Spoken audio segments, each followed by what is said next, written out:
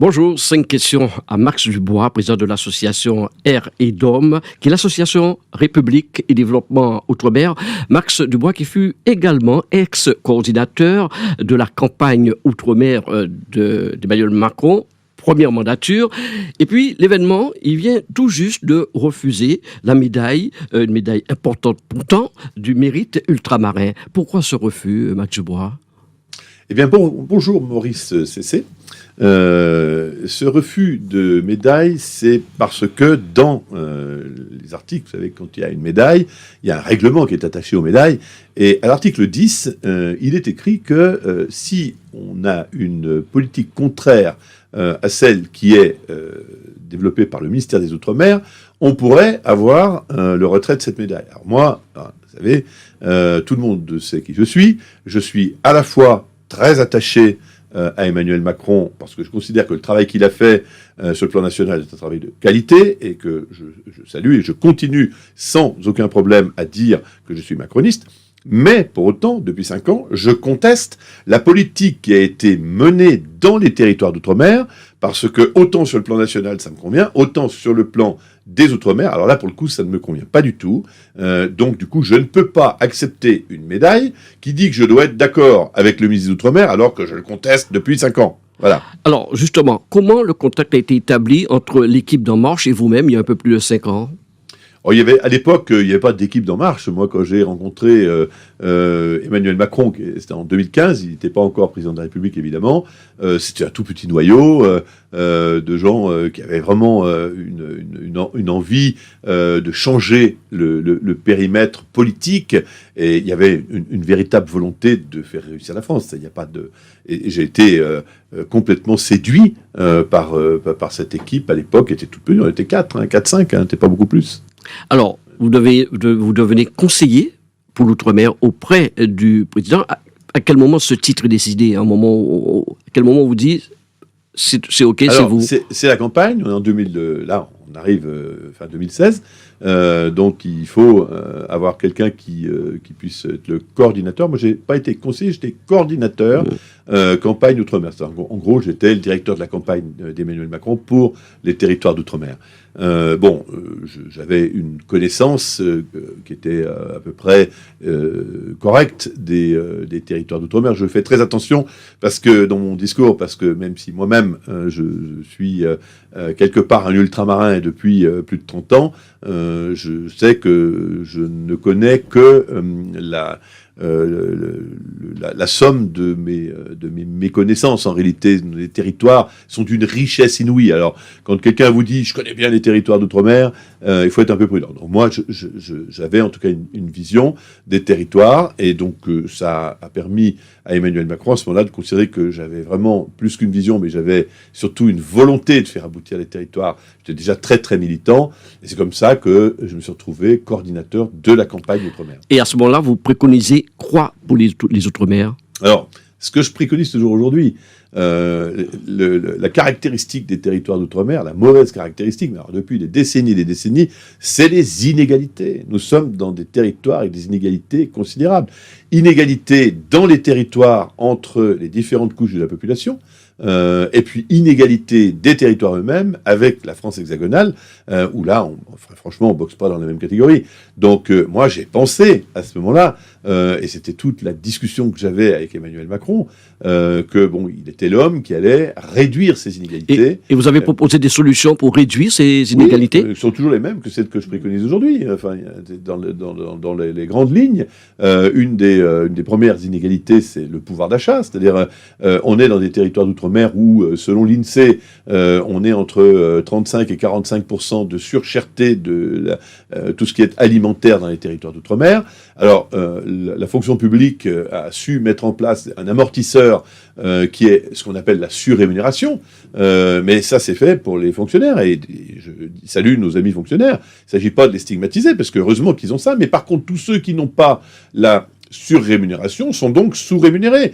Donc dès le début, je dis, il faut absolument très très vite permettre à tous les gens qui sont dans le domaine privé de gagner plus, sans pour autant venir appuyer sur la tête des chefs d'entreprise qui, eux, peuvent pas payer plus. Donc l'État, l'effort fourni par l'État qui est à peu près d'1,350 milliard d'euros. Hein. À peu près, vous avez 950 millions d'euros pour la surrémunération qui est nationale, et puis à peu près 400 millions d'euros pour la surrémunération qui est des fonctionnaires territoriaux. Bon, l'ensemble, ça fait une enveloppe d'1,3 milliard. Il faut permettre aux salariés du privé, avec l'argent public, pour être dans l'équité et d'avoir à minima un rattrapage. Alors, moi, je propose 20%, c'est ce que propose en tout cas notre association REDOM. Si on augmente de 20% les salaires dans les territoires d'outre-mer, 20% sur au moins les 3 premiers déciles, c'est-à-dire en gros ceux qui gagnent, qui sont aujourd'hui les plus défavorisés, et qu'ensuite progressivement on augmente tout le monde, mais un petit peu moins au fur et à mesure où les salaires montent, ça coûte, SCC, 450 millions d'euros, c'est-à-dire 2,3% des transferts qui sont faits aujourd'hui dans les territoires d'outre-mer. Vous voyez, c'est pas une mesure ultra coûteuse, et c'est une mesure qui est une mesure d'équité. Des idées donc sur le plan social, mais également sur le plan du développement économique de ces territoires. Oui, les territoires d'outre-mer sont aujourd'hui, soyons clairs, nous sommes encore sur des économies de rente. Alors, qu'est-ce que c'est qu'une économie de rente ? Quand vous êtes dans un pays où un jour un gars pioche et fait sortir un jet de pétrole, il y a du pétrole dans le pays et les gens, c'est une rente. Donc les gens vont s'accaparer cette rente. Les plus riches d'entre eux vont devenir les patrons des puits, puis les un peu moins riches vont transporter le pétrole. Mais enfin, il y en a un peu pour tout le monde. Or, dans les territoires d'outre-mer, Maurice Cessé, qu'est-ce que c'est que la rente ? La rente, c'est le pognon public. La rente, c'est les transferts publics. Et le problème aujourd'hui, ce qu'on appelle les politiques publiques. Entendez ça, oh là là, les politiques publiques. Alors, qu'est-ce que c'est que les politiques publiques ? Eh bien, les politiques publiques, c'est la manière de prendre l'argent public et de le donner à Pierre plutôt qu'à Paul. Et aujourd'hui, le grand problème, c'est que ces politiques publiques, donc cet argent-là, est infiniment plus consacré à ceux qui en ont déjà énormément plutôt qu'à ceux à qui il faudrait l'envoyer. Donc, on a construit, et depuis des décennies, notamment à partir de la Martinique, on a des puissances d'argent colossales à la Martinique, qui ont fait de l'accumulation de trésorerie, et qui peuvent aujourd'hui se payer tout. Mais cette accumulation de trésorerie, elle vient des transferts publics. On a toujours soigné les mêmes. Donc nous disons aujourd'hui qu'il faut arrêter un peu ça, il faut mettre en place un limitateur. Donc le limitateur pour nous, c'est une préconisation, c'est de dire il faut une autorité de la concurrence souveraine dans chacun des territoires, et que chacun des territoires, les exécutifs de chacun des territoires puissent dire bon, là, monsieur Tartampion, vous faites 40% du marché ou 50% du marché, bon, on considère que c'est trop, et vous allez revendre une partie de vos magasins. Je m'excuse, Maurice Cessé, je vais un peu loin là, sur ce point. Pourquoi ? Parce que quand je dis ça, on va dire que je suis un dangereux gauchiste. Vous voyez ? Mais je suis pas un dangereux gauchiste, parce que qui fait cette politique ? Vous savez qui c'est ? C'est le pays le plus marxiste du monde, c'est les États-Unis. Aux États-Unis, il y a des lois antitrust qui ont été mises en place, et notamment pour casser le monopole de la communication, des télécommunications, où il a fallu à un moment donné que l'État dise bon, on peut pas donner toujours au même. Donc, vous voyez, ce qu'on arrive à faire dans un pays ultra-libéral comme les États-Unis, on n'arrive pas à le faire dans les territoires d'outre-mer. Et c'est toujours les mêmes qui passent à la caisse. Alors, la campagne terminée, Emmanuel Macron est élu président de la République. À quel moment vous vous rendez compte que vos idées ne sont pas prises en compte ? Je m'en rends compte tous les jours. Sur la première mandature, bien sûr. Mais tous les jours et depuis 5 ans. Mais moi, j'ai fait un choix. Le choix que j'ai fait, c'est de dire Emmanuel Macron, c'est, selon moi, selon Max Dubois, un président de la République qui a fait un excellent travail. Vous restez à ses côtés ? Je reste à ses côtés. Je bouge pas. Vous voyez pourquoi ? Alors, je suis un grand minoritaire dans la majorité. Mes discours, celui-ci, sera pas plus apprécié par les gens qui sont dans l'univers d'Emmanuel Macron que ceux précédents. Mais j'ai pas de raison aujourd'hui de me mettre dans l'opposition d'Emmanuel Macron, puisque je partage une très grande partie de ce qu'il a fait pour la France en tant que telle. Je prends un exemple. Toute la politique qui a été menée pour la jeunesse, la division par 2 des classes de CP. Ça c'est fondamental, surtout dans nos territoires d'outre-mer. Je prends également tout ce qu'il a fait autour de un jeune, une solution. Je prends cette politique que je considère de gauche, totalement keynésienne qu'il a menée pour le quoi qu'il en coûte. L'intervention de l'État pour soutenir la totalité des gens, qu'ils soient des petits entrepreneurs, qu'ils soient des auto-entrepreneurs, qu'ils soient à la tête d'entreprise, les bars, les restaurants, etc. Bon, c'est bien une politique d'intervention de l'État qui n'est pas une politique ultralibérale. Donc, ce côté-là, du chef de l'État me convient. Je n'ai donc aucune raison de le lâcher. Mais ce qu'il a laissé faire dans les territoires d'outre-mer ne correspond pas aux attentes des ultramarins. Il a été réélu pour se rattraper? Ah ben, je suis là pour ça. Moi, je passe mon temps à faire des bons et à dire là-dessus, il faut payer. Je fais à votre micro ce matin. Je crois que je mâche pas mes mots. Chacun sait ce que je crois. Donc, je pense effectivement que on n'y est pas arrivé. La sanction dans les urnes est terrible. Oui, on en parlera. Alors, il y a eu la crise sanitaire, des soignants suspendus, non vaccinés. Une réaction par rapport à de telles mesures? Écoutez, là, clairement, on n'a rien compris de la manière avec laquelle il fallait communiquer avec nos concitoyens d'outre-mer. Nos concitoyens d'outre-mer, notamment nos concitoyens des Antilles et de la Guyane, mais particulièrement des Antilles, sont nés d'un chaos qui s'appelle l'esclavage. Il faut quand même remettre ça en tête. Bon, aujourd'hui, on ne peut pas aujourd'hui s'exonérer de cette réalité où des populations ont été mises sous la férule. Bon, donc elles ont des réactions particulières, ces populations, et moi je les comprends, ces réactions. Hein, et mes propres enfants, moi, sont métis, donc ça me touche profondément, ça. Donc quand on a une communication bleu-blanc-rouge, une communication verticale, où on a les gens de l'ARS, ça va être comme ça va pas être autrement, on provoque chez les gens c'est quelque chose de très profond, c'est pas calculé, c'est quelque part, il y a un rejet qui se fait de cette autorité qui vient de nulle part. Donc, il fallait communiquer de manière très différente. Je pense qu'on n'a pas suffisamment utilisé ce qu'on appelle les corps intermédiaires, c'est-à-dire les associations, tous les gens qui s'impliquent. Aussi, fallait-il avoir un lien beaucoup plus entendu avec le pouvoir politique local, avec l'exécutif. Donc, je crois que ça n'a pas été fait. Donc, bon, aujourd'hui, il faut sortir, Maurice Cessé, de ce pas. Et sortir de ce pas, c'est-à-dire qu'il faut tendre la main aujourd'hui aux gens qui ne sont pas fait vacciner. Il faut les réintégrer, Maurice Cessé, je vous le dis de manière nette. Il faut les réintégrer. Alors, il faut le faire avec un certain nombre de conditions. Moi, je pense que le port du masque doit être obligatoire, évidemment, mais aussi que ces populations-là, travailleuses, dont on a besoin dans les hôpitaux, puissent aussi comprendre qu'elles doivent faire tous les jours un test pour être absolument certain. Donc, il faut les réintégrer. On peut pas, une société n'est pas faite pour être divisée, une société est faite pour être unie. Alors évidemment, les élections présidentielles, Marine Le Pen, des scores extraordinaires aux Antilles, dans les Outre-mer, une réaction? Le score de Marine Le Pen, je vais vous dire, Maurice Cessé, peu m'en chaud. Je vais vous le dire autrement, je m'en fous du score de Marine Le Pen, je m'en fous. Parce qu'il correspond, selon moi, à rien. Je suis trop impliqué familialement, amicalement dans les territoires d'outre-mer pour avoir une seule idée que nous sommes en face de populations qui cautionnent les thèses racistes du Front National, c'est-à-dire de l'extrême droite. Mais comment expliquer je n'y crois pas une seconde. Un taux de ce si que important. Je regarde, c'est pas ça. Ce que je regarde, c'est le taux de réussite du premier tour. Quand je vois que nous, quand je dis nous, là, je m'associe à Macron, nous faisons 13,5% ou 13,6% en Guadeloupe, qu'on n'atteint pas les 20% à La Réunion, on les atteint pas non plus en Martinique. Véritable échec. Pardon ? C'est un échec terrible. Mais c'est un échec colossal. C'est un échec colossal, Maurice Cessé. Il faut pas aller ailleurs. Donc, et je veux pas qu'on parle du Front National, parce que ça, c'est l'arbre qui coche la forêt. La réalité, c'est le score du premier tour, Maurice Cessé. Et le score du premier tour, il dit carton rouge. Voilà ce que nous ont dit les ultramarins. Donc, et aujourd'hui, nier cette réalité, c'est nier la pensée profonde des ultramarins.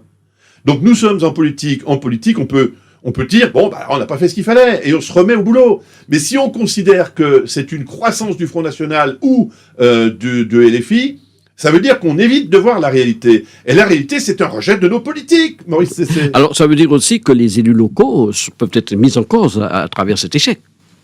Les élus locaux, moi j'ai du mal à les mettre en cause. Il y a le gouvernement, mais... Élus locaux et élus locaux. Est-ce que les élus locaux ont été toujours intéressés depuis Paris ? J'en suis pas sûr, Maurice Cessé. Donc encore une fois, c'est toute la discussion qu'il faut avoir. Il faut remettre de la ligne. Ce que je veux dire, c'est qu'il faut remettre de la fraternité dans tout ça. Alors, je parle des élus locaux parce que c'est vrai, si on prend le cas de l'eau en Guadeloupe, aux Antilles, en Martinique, pendant des années, on fait comprendre aux gens, les choses vont s'arranger, et on en est au même point en 2022. Pas d'eau dans le robinet pendant une journée, pendant 2 jours, pendant voire 3 jours. Oui, c'est nos concitoyens, je redis ça, nos concitoyens ultramarins, qui sont français comme moi-même, comme vous-même, hein, est-ce qu'ils ne savent pas, nos concitoyens d'outre-mer, que si le problème de l'eau était dans n'importe quel département français, il aurait été réglé? Français hexagonal. Mais quand on est français outre-mer, on est à part.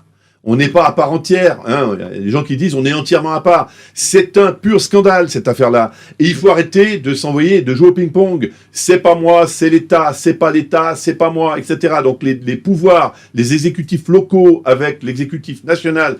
La seule chose que je sais véritablement, que je sache véritablement, Maurice, c'est qu'il n'y a pas d'eau sur les éviers. Voilà. Donc il faut régler ce problème. Au même titre qu'il faut régler le problème de l'état routier. On pourrait peut-être le régler en même temps. On pourrait peut-être refaire des routes et en même temps faire des caniveaux au bord des routes pour transporter l'eau et puis les connexions Internet, etc. Il faut un grand plan pour faire ça. Et il faut que l'État arrête d'expliquer que c'est pas sa responsabilité. Évidemment que c'est la responsabilité de l'État. Les organisations syndicales soulignent beaucoup, hein, régulièrement, tout ce que vous êtes en train de dire. Vous les comprenez parfois?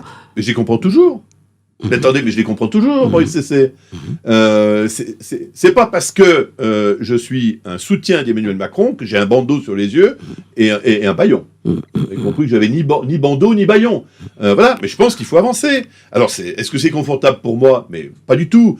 Je me fais casser la gueule de partout, Maurice Cessé. Mais la bête est solide. Ouais. Une évolution statutaire pour le cas de la Guadeloupe pourrait faire bouger les choses? Je suis extrêmement méfiant de cette évolution statutaire. Et je vais vous dire pourquoi. Si les Guadeloupéens, les Martiniquais, les Mahorais, les Réunionnais veulent un jour être autonomes, veulent un jour, voire même être indépendants, moi je n'ai rien à dire là-dessus. Parce que je crois à l'autodétermination des peuples et je le respecte. Ceci étant dit, l'autodétermination, pour être ou dans l'indépendance ou dans l'autonomie, suppose, à mon sens, qu'au départ, le pays ne soit pas cassé en morceaux. Aujourd'hui, vous êtes dans une situation, dans nos territoires d'outre-mer, où l'économie est une économie de rente. Où quand on dit qu'il faut le retour au pays, moi je veux bien le retour au pays, nos enfants, quand ils vont rentrer au pays, ils vont faire quoi? C'est toujours les mêmes qui ont systématiquement les business juteux et payants. Donc, le problème de l'autonomie ne règle rien. Et le ministre Sébastien Lecornu, que je connais bien, qui est un homme sympathique au demeurant, il a dit dans une interview que finalement le modèle le plus abouti, c'était la Polynésie française. Maurice Cessé, vous êtes un fin observateur de la politique, des territoires. Est-ce que nous avons réglé le problème des inégalités en Polynésie française? Je vous réponds non. Il y a du chômage partout. Il y a des inégalités à tout coin de rue. Les manques sont les mêmes. Donc ça n'a rien réglé. Simplement, ça serait pratique pour un État de pouvoir dire finalement, si je suis encore détenteur, entre guillemets détenteur, hein, en disant que j'ai la police, la justice, l'armée et la monnaie. D'accord? C'est-à-dire les 4 grands régaliens. Et après, les gens se démerdent sur place. Donc, du coup, je ne peux plus être responsable de ça. Et moi, cette situation-là, je ne la rêve pas pour ma famille guadeloupéenne, pour ma famille martiniquaise, pour ma famille réunionnaise. Je n'en rêve pas pour mes amis réunionnais, martiniquais, guadeloupéens, guyanais et les autres. Je ne rêve pas de cela, voyez? Et je vois très bien où ça se profile. Donc, vous avez compris, je suis vent debout contre ça. Et en tout état de cause, non. Pour reprendre un mot toujours de Sébastien Lecornu, encore une fois, je l'aime bien, Sébastien Lecornu, mais quand Sébastien Lecornu dit dans une interview en creux, certains élus m'ont posé la question de l'autonomie. Alors, je sais pas qui c'est. En creux, je sais pas ce que ça veut dire. Les élus, je sais pas qui c'est. J'aimerais bien savoir d'ailleurs. Et puis de dire, puisqu'il y en a certains qui veulent moins d'égalité, alors là, les bras m'en tombent. Je n'ai jamais entendu dire, depuis 35 ans où je vais dans les territoires d'outre-mer, que nos concitoyens voulaient moins d'égalité. Ça, j'ai jamais entendu dire. Donc, non, l'autonomie n'est en aucun cas une réponse. Par contre, si un jour les gens veulent être autonomes, ils doivent en décider eux-mêmes. On parlait du mécontentement des ultramarins, et puis il y a cette décision de la justice qui a décidé de mettre fin aux investigations sur le chlordécone. Pas de mise en examen. Je suis infiniment triste Maurice Cessé. Parce que là, on parle d'un problème de fond. On parle d'un problème de fond qui a malheureusement plusieurs facettes. D'abord, c'est un scandale pur parce qu'il y a des gens qui meurent. Donc là, on est en train de dire, parce que vous savez, quand on dit c'est le plus fort taux de cancer prostatique dans le monde, ça reste quelque part une donnée, vous voyez. Mais quand on connaît les gens qui meurent, là, c'est plus une donnée, là. Là, on voit les larmes des compagnes, on voit les larmes des enfants, là. Vous voyez ? On voit cette détresse. Donc, moi, je vais vous dire un truc. Si ce procès n'a pas lieu, c'est dégueulasse. C'est dégueulasse de ne pas aller donner aux gens qui sont morts. Et ils sont morts pourquoi, ces gens ?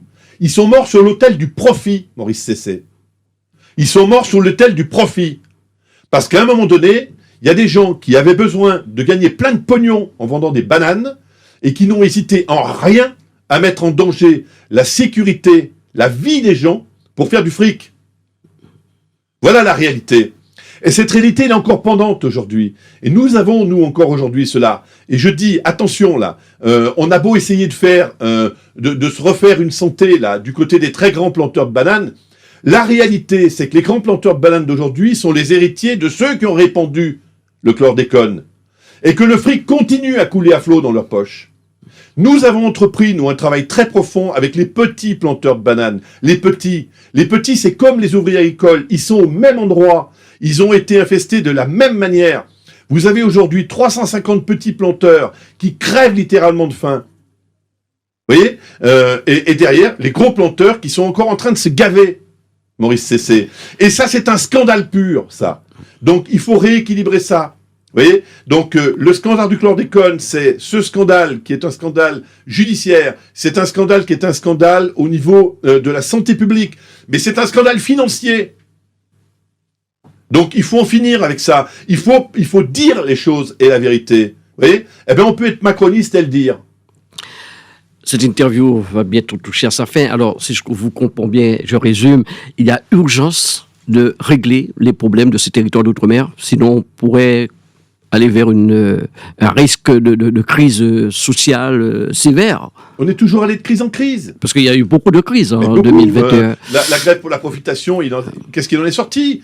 Donc aujourd'hui, simplement, il faut que le pouvoir parisien se tourne vers les populations et arrête de se tourner systématiquement vers ceux qui sont les grandes puissances d'argent, notamment de la Martinique. Hein. Il faut arrêter ça. Moi, j'en ai marre de voir certains... il faut que chacun fasse son lobby. Moi, je dis pas le contraire. Mais je vois des gens... je vois encore des têtes de pont avancées des grandes puissances d'argent des Antilles qui sont proches du président de la République et avec, à mon avis, une trop grande proximité, parce qu'ils défendent ces intérêts-là, mais ils ne défendent pas les intérêts de la masse, de l'ensemble des gens qui sont, je le répète, nos concitoyens. Alors, il faut noter aussi que vous précisez bien lors de cette interview que les liens ne sont pas coupés avec l'Élysée. Est-ce que vous pourriez peut-être faire bouger encore les choses pour les Outre-mer ? Alors, écoutez, si un jour les liens sont coupés avec l'Élysée, ça veut dire que c'est l'Élysée qui va couper les liens. Moi, je couperai jamais les liens avec Emmanuel Macron d'abord parce que je l'aime bien.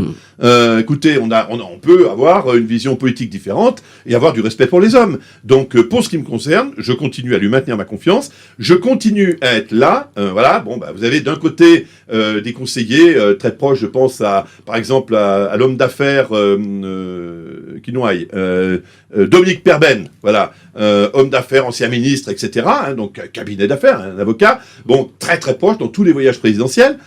Qui conseillent, donc c'est à peu près qui sont un peu les gens vers qui ils se rapprochent, hein, les grandes puissances d'argent. Voilà, il en faut probablement, il faut des Perben, probablement. Seulement, il faut aussi des Dubois, des gens capables de pouvoir dire, Monsieur le Président, arrêtez de donner toujours au même là. Il faut se tourner maintenant vers les gens qui souffrent.